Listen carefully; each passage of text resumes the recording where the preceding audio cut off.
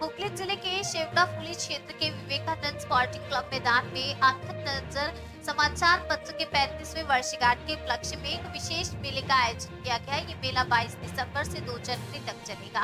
मेले के सांस्कृतिक मंच पर प्रतिदिन विभिन्न सांस्कृतिक कार्यक्रम आयोजित किए जा रहे हैं। रविवार की शाम जिले के कुछ प्रमुख व्यक्तियों और पत्रकारों को विशेष रूप से सम्मानित किया गया। पत्रकार नीलरतन कुंडू जो 35 साल से पत्रकारिता करते हुए लोगों को सेवा प्रदान करते आ रहे हैं, वहीं हुगली जिले के हिंदी भाषी पत्रकार जगसिंधु न्यूज चैनल के विशेष संवाददाता वीरेंद्र रॉय को भी आंखन नजर समाचार पत्रिका की तरफ से विशेष सम्मान परिचय पत्र और गाछ का चारा भेंट कर सम्मानित किया गया।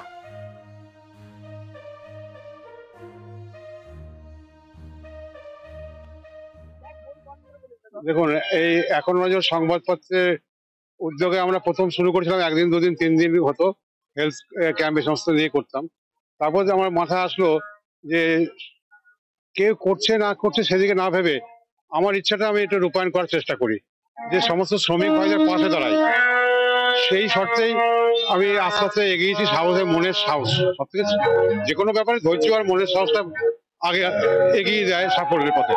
তাই আমি সাফল্যের আশায় রয়েছি, ধৈর্য আছে, আমার বিশ্বাস আছে সবাই আগামী দিনে এই মেলাটাকে জমজমাট যেমন করবে, তেমনি এখন সংবাদপত্রের পরিচিতি বাড়বে।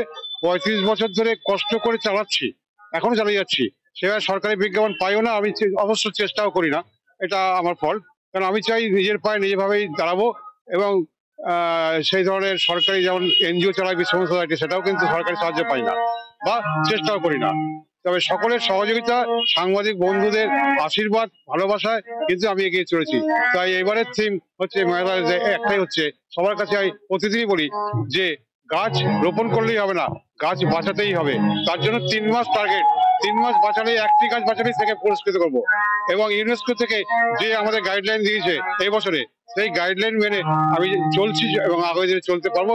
আশা করি যে ওয়ার্ল্ডের মধ্যে একমাত্র আমরাই চারা গাছ বাঁচানোর প্রতিযোগিতা শুরু করেছি এবং সেটা সাফল্য আগামী দিনে পাবোই, এই বিশ্বাস আছে। বৈদ্যবাড়ি পৌর এলাকায় টার্গেট করেছি, এই এলাকায় পৌর এলাকায় যাতে চারা গাছ, পরিবেশ যে দূষণের যে গ্রাফ, সেটা যেন নিচে নামে, সেই চেষ্টাই করছি। আর এই মেলার ব্যাপারে শ্রমিকদের স্বার্থে তার পাশে থাকার জন্য, এদের জীবনটা যে যাযাবরের জন্য, কোনোবার এখান থেকে চলে যাবে, হয়তো মেলার জায়গা পাবে না, যাযাবরের মতন জীবন। এদের পাশে থাকার জন্য আমরা এই বছর থেকে চিন্তা করেছি যে এটা পেনশন স্কিম এটা চালু করলে কেমন হয়, ওদের সাহায্য আমরা দেবো। এখান থেকে আমার আর্ন করার কোনো ইচ্ছা নেই, যা আর্ন হবে বা বাঁচবে, এবার তো বাঁচবেই না। বিগত দিনে রিজার্ভেশন কাউন্টার যেভাবে বেঁধেছিল টাকা, সেই টাকা কিন্তু প্রতিবন্ধীদের হাতে বিলিয়ে দিয়েছি, কখনো হুইল চেয়ার, কখনো আর্থিক সাহায্য, কখনো জামা প্যান্ট দিয়ে সাহায্য। আমার এইভাবেই করতে ভালো লাগে, ভালোবাসি।